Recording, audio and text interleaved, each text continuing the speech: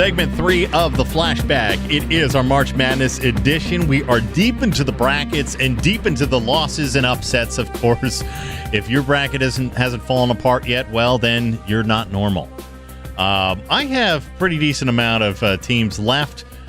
You are also doing fairly well. 7 out of 8 of your Elite Eights. Doing pretty well, yeah. I have 6 of my Elite Eights still alive. That's so we're not too shabby. We're still sitting pretty decent as we head into the round of Sweet 16. We're going to get to the Midwest and the South rounds. Yes. Here a little bit later on. We want to get into the NBA first, though, just to kick things off. And don't forget, we have Beer Me later on. We're going to get to the latest and greatest from the world of beer. And be sure to, this one's going to be an interesting segment. So stick around for it. But anyhow, NBA news. I guess it starts with Russell Westbrook, as usual.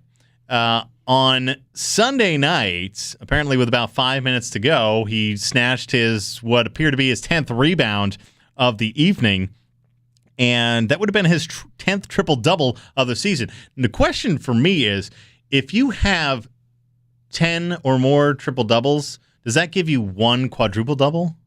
I think so. Or you get like a free punch card. Yeah, or those are the rules. Those are the rules. You get a Subway punch card. That's what it is. You get a free coffee. But as we were heading in to do the show tonight, a little bit of late-breaking news. Yeah, the league announced that Russell Westbrook was incorrectly credited with a rebound in Sunday's win over the Miami Heat. And so the correction meant that he finished with 12 points, 17 assists, and only 9 rebounds instead of the 10. Who ended up getting the other rebound from him? I believe it was credited to a Miami Heat player, which is kind of funny that they actually credited it to the wrong team, in fact. So, wow, maybe it was, we got to take a look into that, see what rebound it was, whether it was maybe a loose ball situation. Like the Miami player got the ball, and then it turned into a loose ball, and Westbrook came away with it, and so they gave him a rebound instead of a steal or something. Right, or the guy running the stat sheet was Russell Westbrook's assistant and gave him an extra rebound just to do it. Thomas Westbrook. Right. Yeah, have an extra rebound. Yeah. Thanks, Tommy. So that gives him 9, which is, it's pretty decent still. He's probably still leading the league. Nine triple-doubles is still, decent is putting it mildly. Yeah, well, that would have been the first time since Jason Kidd, 2007-2008, in which there was 10, and still, of course, he has about 15 games or so. Yeah, the tear he's on, I would not count out Russell Westbrook from putting up at least one more triple-double, if not another 2 or so. And Durant's sitting day-to-day right now, so what do you do there? All right, and the good news, though, is that they came away with the win, and now they have a 3-game advantage, I should say, over Phoenix on the that 8th spot. And with the games tonight, looks like they have a 3.5 game or 2.5 games, so about 3 game spread over Phoenix there with one less loss. So that's your third game essentially. Golden State still holding the top spot. They've locked down a playoff spot, as well as Memphis. Houston has bumped back up to number 3. Portland on a slide right now. They got off to a good start on this 5-game road trip. They did, beating Toronto in game number 1 on the 5-game East Coast swing. Pig City, they were there. And then the wheels fell off the wagon. And it seems like it's just the ticky-tack stuff is catching up with them. The worst case injury to insult on Saturday night was LaMarcus Aldridge bruised his left hand. That's where he had the injury with the torn ligament. And then, of course, Batum got kind of knocked around a little bit. He has been battling lower back problems, or at least he was in the early part of the season. He looked to have overcome those, but now they seem to have resurfaced because, lower back injury, and he was not looking good. He was in a lot of pain. He had a good night against Toronto, so it looked like he was really kind of stepping up with Wesley ever since the All-Star break, he had really started to kind of return to form that all the Portland fans have come to expect from Batum. Speaking of returning to form, LA Clippers are at the 5 spot right now. They're just a half a game behind Portland and just 2 or a game and a half really behind Houston. Yeah. So they have some obviously some room to do some moving right there. They've won 4 straight. Griffin's back.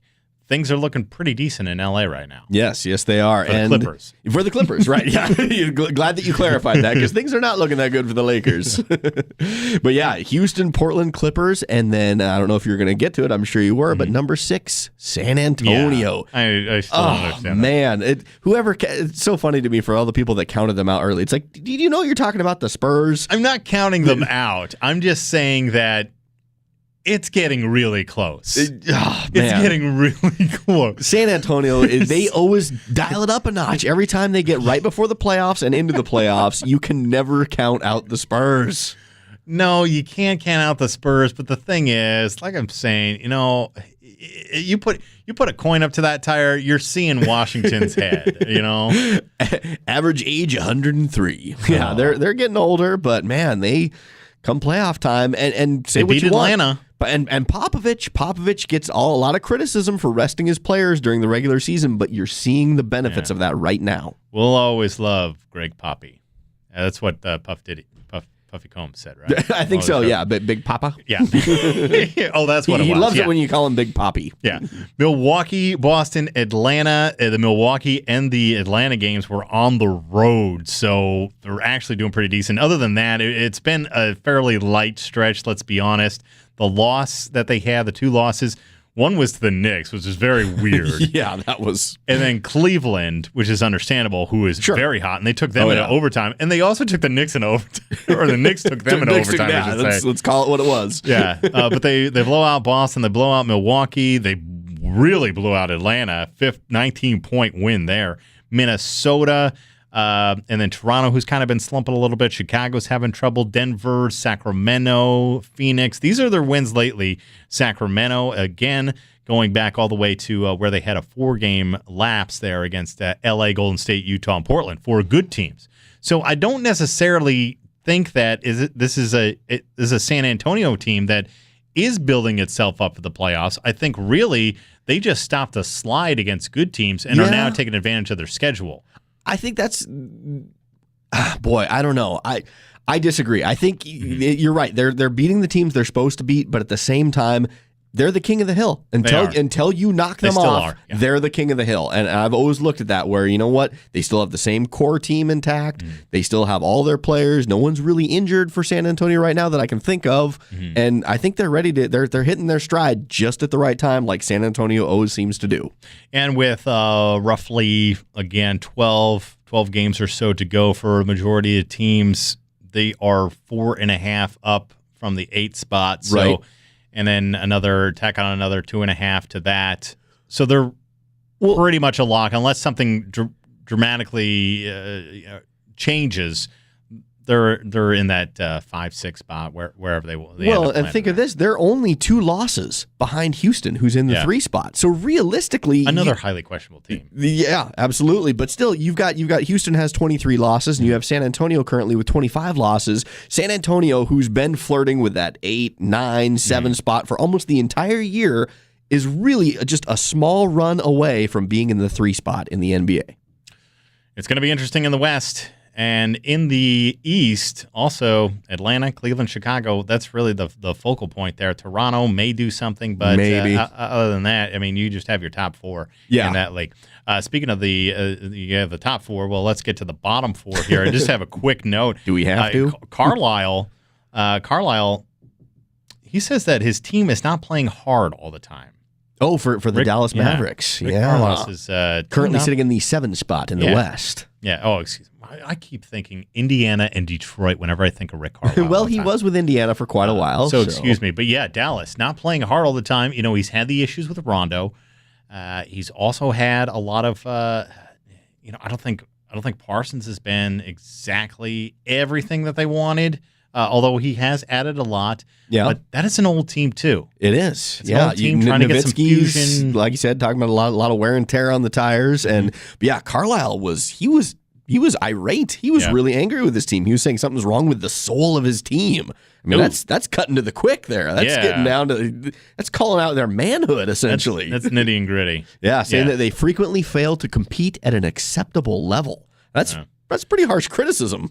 But it's true. Because when we look at Dallas, again, that's one where throughout the season they have a couple big wins here and there on some off nights and stuff, but really they've just been taking advantage of their schedule. Yeah, well, they're sitting at 44-27. Yeah, 44-27, and they're more importantly they're 8-8 since the All-Star break, and I think to Rick Carlisle's point, they haven't put up much of a fight in a lot of their losses, which they're getting blown out. So he's essentially saying that when they're losing, they're giving up.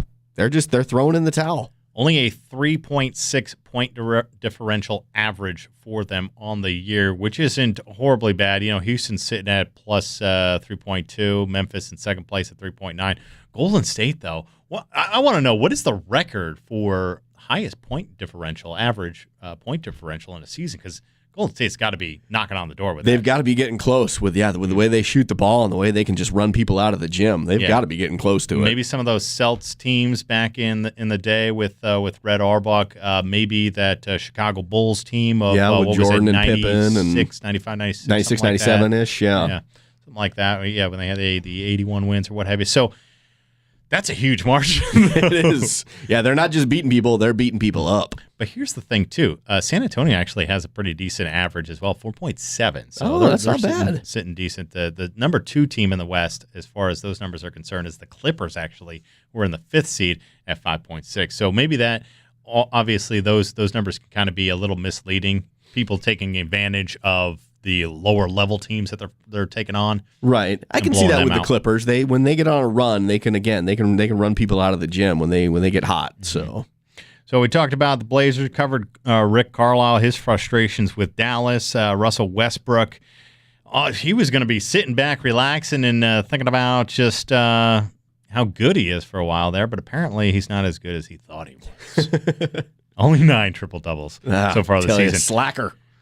Speaking of slackers, I'm sorry. Maybe not such a slacker, but slacked really the way he handled this whole situation. That's Steve Nash in retirement. Oh, man. Nash. Talk about a drag-out situation. Come on. Yeah. You knew you weren't going to play a single play this year. I think that was all about the money, wasn't it? Yeah. I mean, because if he had retired, he wouldn't have finished out his contract. Well, what they ended up doing as well with that, once he and the Lakers, because he was owed like $10 million this season. It was, some ridiculous amount. They worked out the compensation agreement. So I think he ended up getting $4 million. Plus, you also got to think that he just finally settled his divorce from a couple of years ago. His 2010 divorce. Maybe that's why he was waiting. Yeah, they finally got that figured out. You can't give away half of what you don't have already. Yeah. It ain't mine. And move the kids back to Phoenix.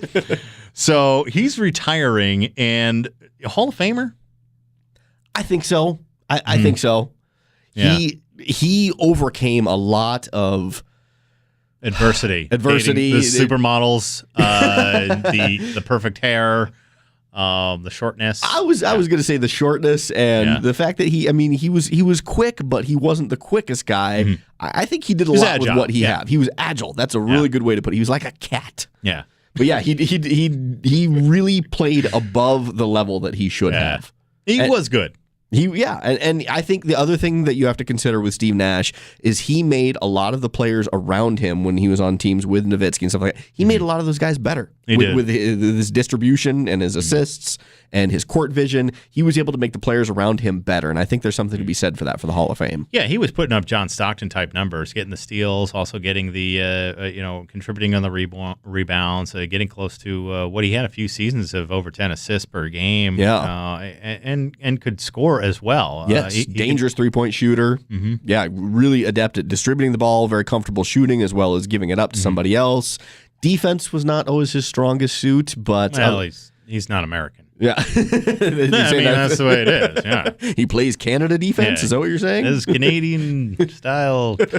He needs a stick, a hockey stick, in order. But Hall of Fame, yes, he would get my vote for Hall of Fame. Okay, I would get him in the Hall of Fame too. I just, as far as an elite player, I don't think he was an elite player simply because yes, he did improve a lot. I think Amari Stoudemire was probably a better player because of him. Yeah, I don't think Amari Stoudemire really did, for me, wasn't a great player outside of when he was away from Steve Nash. Right. Once he got, he was a money grabber. Yeah, I think you're right. Steve Nash with a lot of the pick and rolls that he would set up for Amari Stoudemire and everything made him a better player. So not an elite player, but definitely worthy of a Hall of Fame. It was just kind of sad to see the way things just dragged out for these last 2 years with the injuries. It's like, and that's tough for an athlete, especially when you're at that level. But when it's over, it's over. And save some for your family. Save some for your kids, because they want to get out in the court with you. They don't want to be, looking down to your knees and saying, what is wrong with your kneecaps? You know what I mean? I do think you hit on an important point, though, and I think Brett Favre in the NFL kind of had that same struggle, is it's hard to let go. When you're playing at a really high level for that long, for a game that you love, it's really hard to walk away and say, you know what, I'm done. And I think that was probably part of it, that he really was just having a tough time accepting the fact that his NBA career was over. You know what these leagues need to do? NFL, NBA, MLB. They need exit strategies for athletes. Not a bad idea. They really should. Yeah. Some place where they go, maybe it's a weekend workshop. They learn how to paint, do crafts. You're talking about an old folks home, aren't you? Work around the house. No, just so they can pick up another hobby to take the place of, Yeah, but maybe not. Yeah, you could learn how to crochet. You could go back, finish their degrees. I don't know. There's a lot of things that they could do.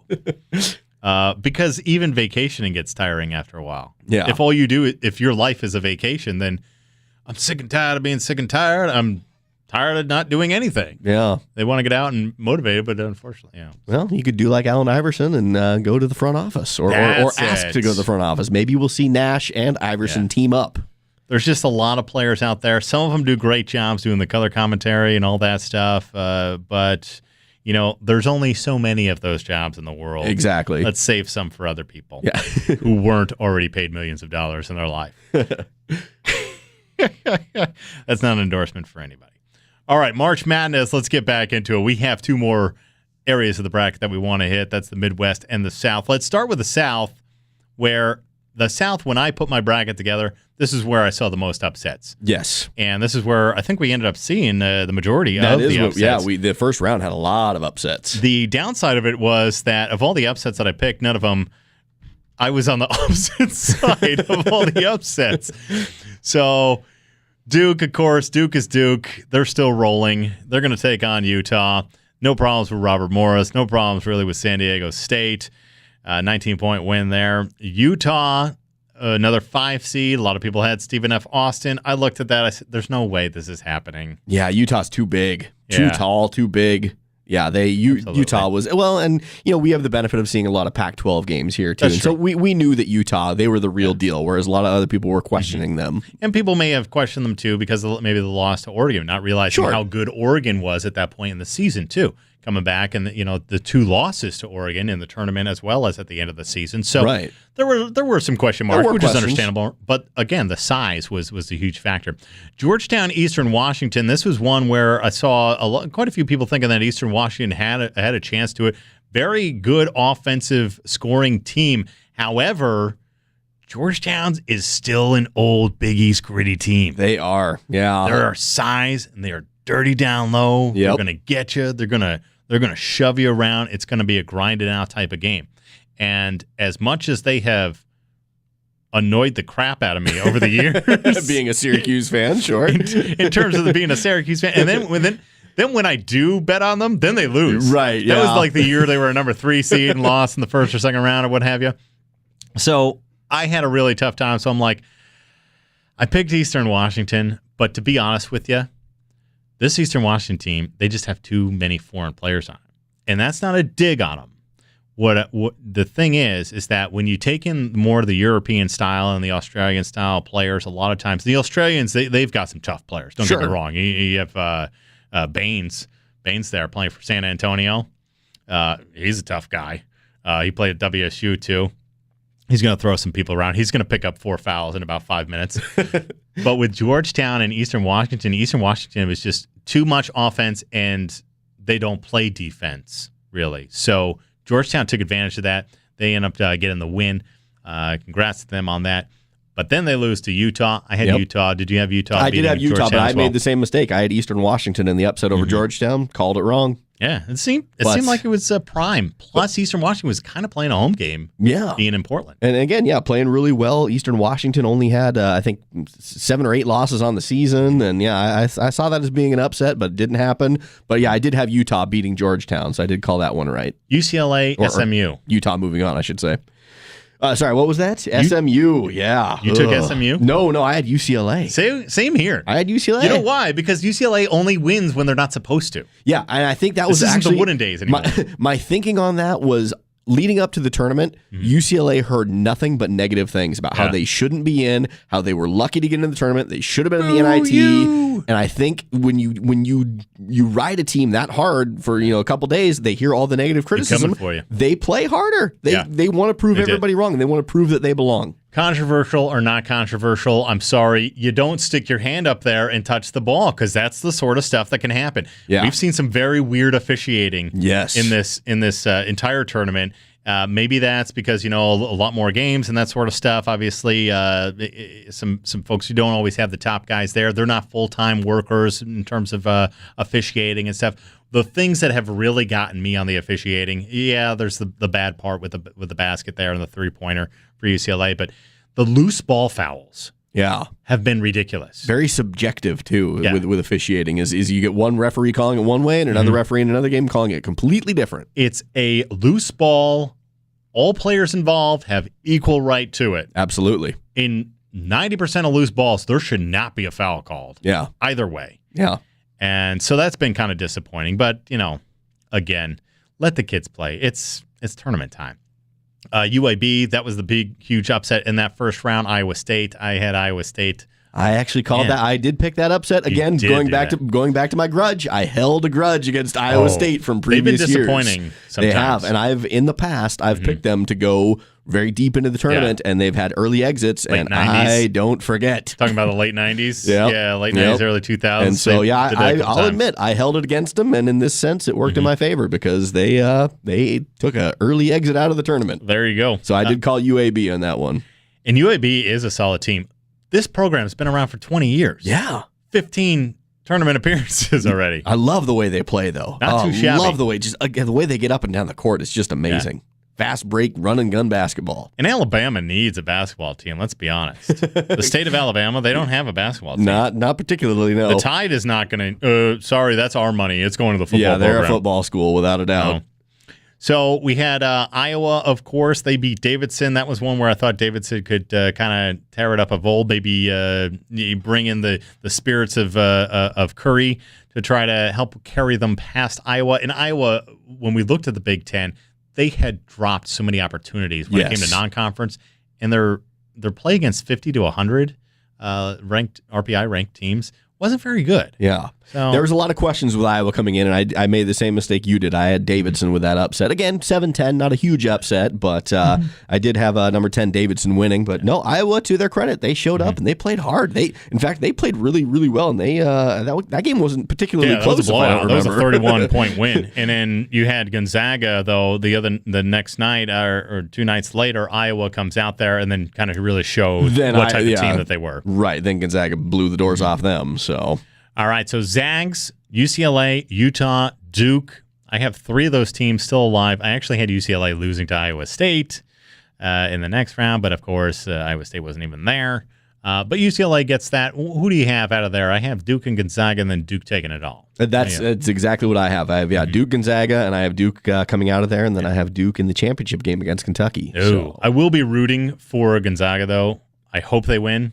But it's hard not to love the Zags. Yeah. I mean, they're a lovable bunch. I like Mark Few. I like his program. I like the way he does stuff. And it's absolutely, and that's good to see this mid majors. That's the parity right now. Absolutely. A discussion for another time. Maybe we'll talk about it next week. Is how much of these rules of going to the NBA has helped or hurt the college game. So discussion for next week. Really want to get into that because that's a good topic.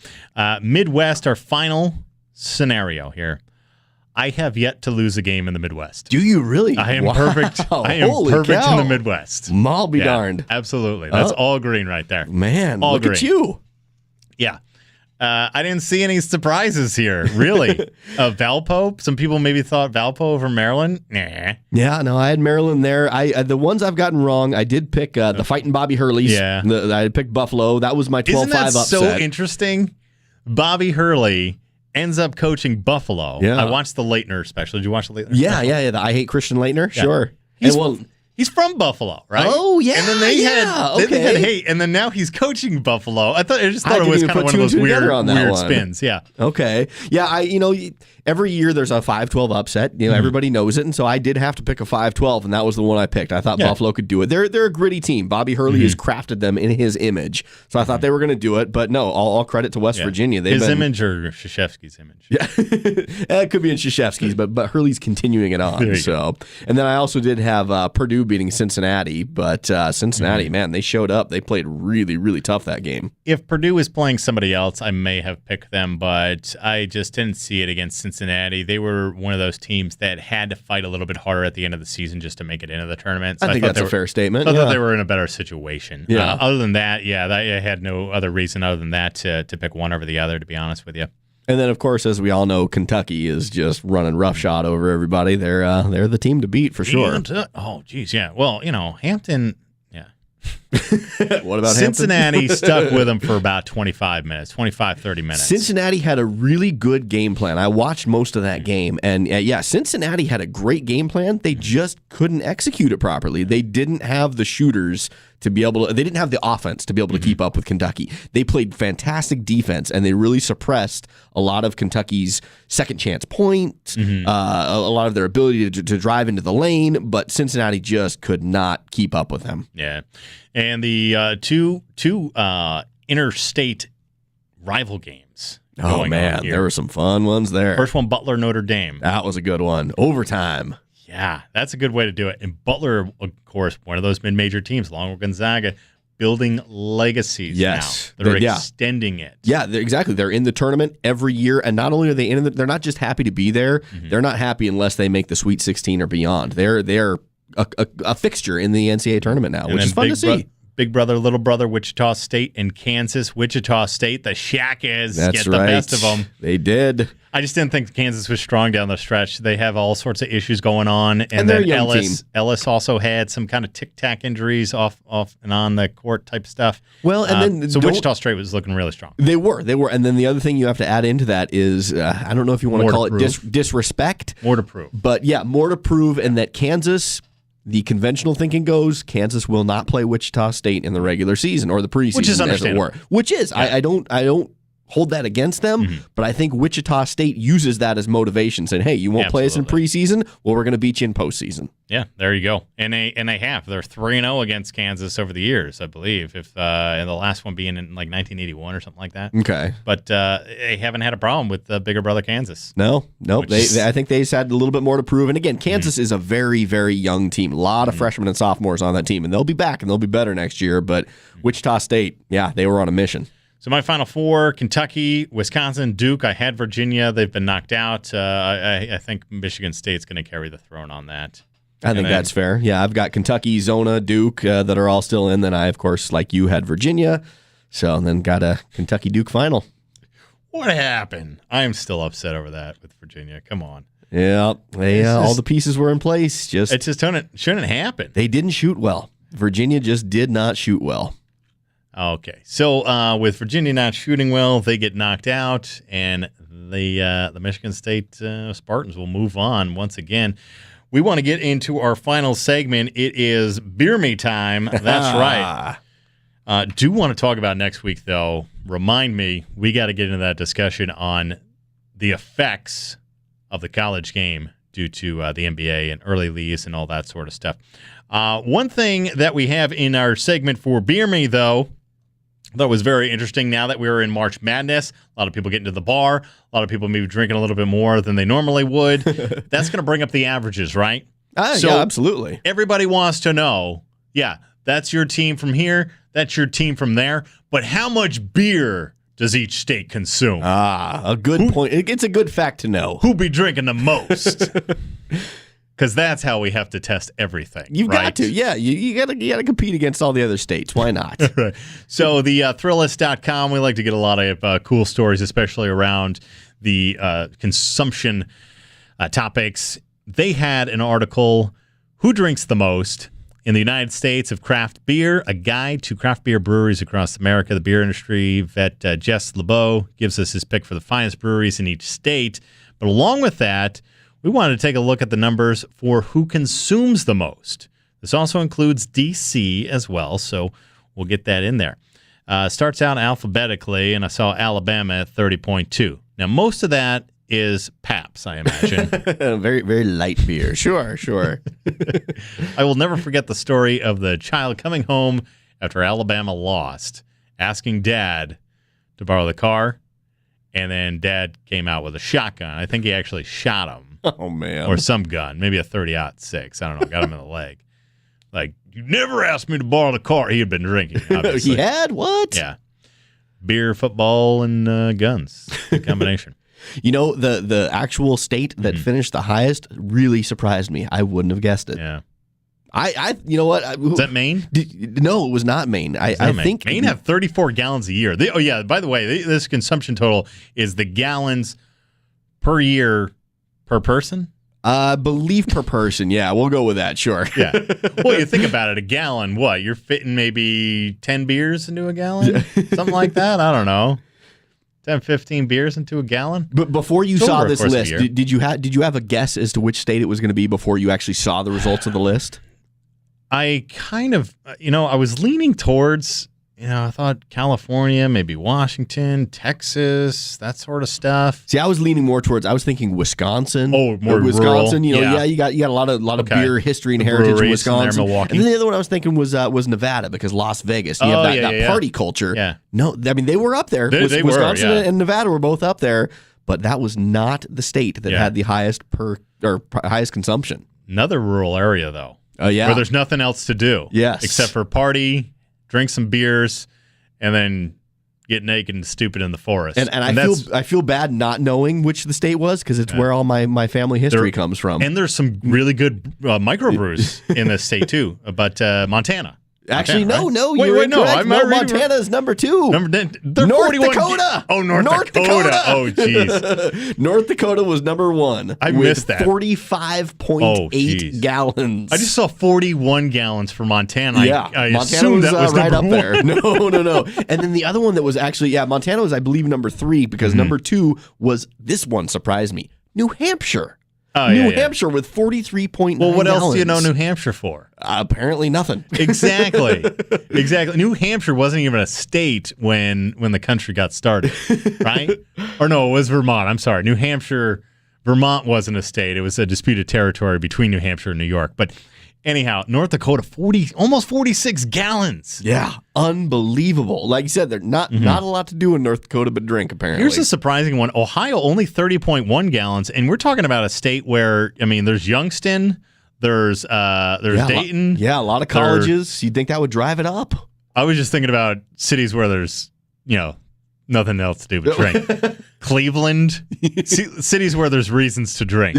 Sure. That also works. But yeah, just 30.1. I was a little disappointed with Washington's numbers, the state of Washington, with all the breweries and things that we have here. Really because this low. is the average per person. This isn't like the total consumption.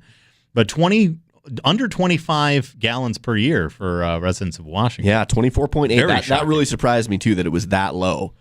Oregon, 30.3. Yeah, that I thought was going to be a little higher as well with the microbrew culture that we have here and everything. But, the absolute lowest one didn't shock me at all. Oh, really? Of course it was Utah. The Utes. That's because you can't get the boxcar anymore, right? Utah, right. Yeah, Utah with 20.2 gallons. Jersey and New York both surprisingly low as well at 22.4. That might be just due to taxes, maybe, you think? That could be it, yeah. High cost. That's just one of those tax heavy, especially with the liquors and all that stuff. So maybe it's just more efficient to drink hard A rather than beer there. That could be it. And then, like you said, Nevada, 36 gallons. But yeah, that top one. North Dakota, Montana, New Hampshire. Ooh, yeah. Just drinking and hunting. And then New Hampshire, they're just drinking. They're just drinking. They got a quart of maple syrup and they got a quart of beer. Yeah. All of New England's maple syrup, by the way. It's not just Vermont. Okay. Maine was also high on this board, too. Yeah, 34 gallons even on that one. Yeah. It's some lobster and beer. I think, it's beer the battered shrimp. The cold weather, too, maybe. That's true. And you are looking at a lot of those states. You look at Montana, you look at New Hampshire, and you look at North Dakota. Those are all cold weather states. But how do you explain Minnesota and Michigan? Michigan just I 27. Minnesota 29, just under 29. So those two states, maybe they're just extra involved in the hockey, and then they don't during the cold season. Maybe to go back to our first segment, maybe they're drinking the Sutter Home with a little bit of arsenic in it. Ooh, yeah. So, yeah. And what's also surprising, too, with that is they're Midwest states where there's Northern European influence, a lot of Northern European diaspora, so they should be higher. Yeah, and that's why when you sent me the link before I looked at it, I kind of made my guess in my head, and that was why I thought Wisconsin was going to be number one, but they were merely in the top 10. Alabama, Mississippi, kind of right in the averages. That's really the only time I've ever seen Mississippi and Alabama in any type of poll in which they weren't one or the other extreme. They're just right in the middle, just average, just normal. All right.